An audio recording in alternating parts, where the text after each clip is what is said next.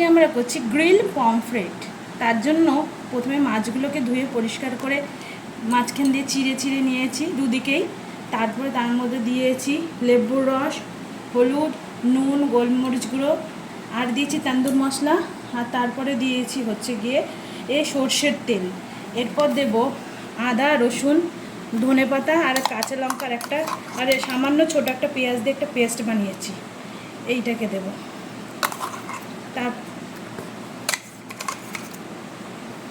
তারপরে দেব হচ্ছে কসুরি মেথি। ঠিক আছে, কসুরি মেথি দিচ্ছি।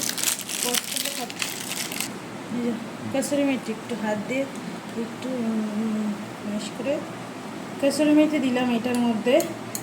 আর যেহেতু এটা ক্রিমি টেক্সচার যাতে আসে তার জন্য দেব হচ্ছে আমার প্রিয় মেয়োনিজ। টক দইটা এখনও দেওয়া হয়নি, টক দইটা অর্ডার দেওয়া হয়েছে, ঘরে ছিল না বলে। ওটা আসছে রাস্তায়, আর প্রচুর জোরে বৃষ্টি নেমে গেছে, কখন আসবে জানি না। এটা মাখিয়ে রেখে দেবো কিছুক্ষণ, আধা ঘন্টার মতন। তার মধ্যে যদি চলে আসে টক দই তাহলে খুব ভালো। তারপর ওটা ভালো করে হয়ে গেছে, যে রেখে দেবো এবার আধা ঘন্টার জন্য।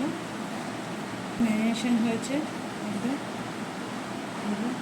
সুন্দর করে, ম্যারিনেশন হয়েছে।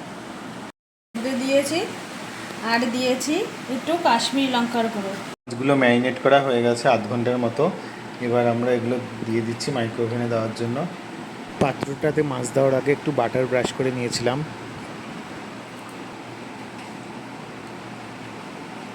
এবার মাইক্রো ওভেনে এটা ঢুকিয়ে দিচ্ছি। মাইক্রো ওভেনে ঢুকিয়ে দেওয়া হয়েছে। এবার এটাকে গ্রিনেল মাইক্রো দিয়ে 10 আর 1 2 5 15 মিনিটের জন্য দিয়ে চালিয়ে দেব। ঘুরছে। এরপর 15 মিনিট পর বার করে একটু বাটার ব্রাশ করে আবার উল্টো পিট করে আবার 15 মিনিট দেবো। নিয়েছি 15 মিনিট পর, এবার এগুলোকে বাটার ব্রাশ করে যাচ্ছি।